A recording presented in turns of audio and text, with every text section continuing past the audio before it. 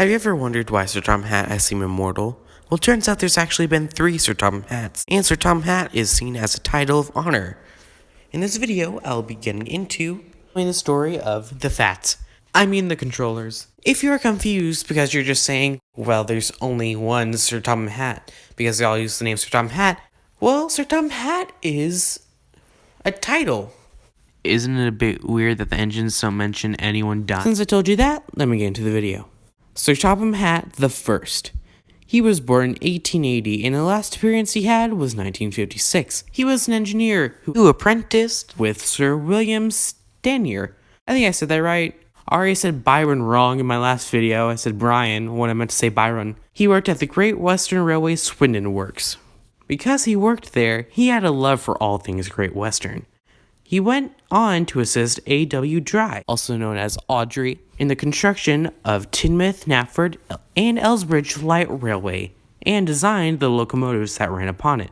In 1914, he constructed a bridge that linked SODOR to the mainland. He also made improvements to the locomotive facilities and had a number of improvements to branch lines. Because of his work, he was immediately made director of the railway, and that's how we got to know him as the Fat Director. Then he got married to Jane Brown and fathered a son, Charles Topham Hatt, and a daughter, Barbara Jane Hatt. When Northwestern Railway became a part of British Railways, he was made the Fat Controller. He also won an award in 1948 for his services for the railway.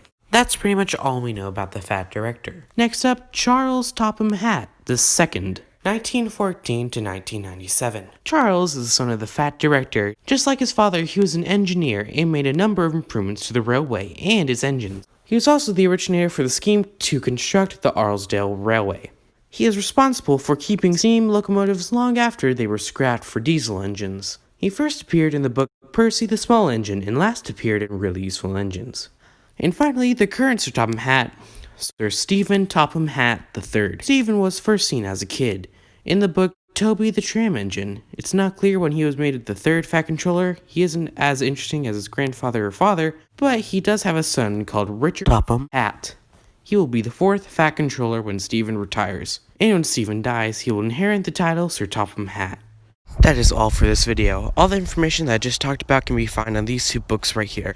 Thank you for watching, and if you enjoyed it, consider subscribing. It would really help out the channel. See you next time. Goodbye.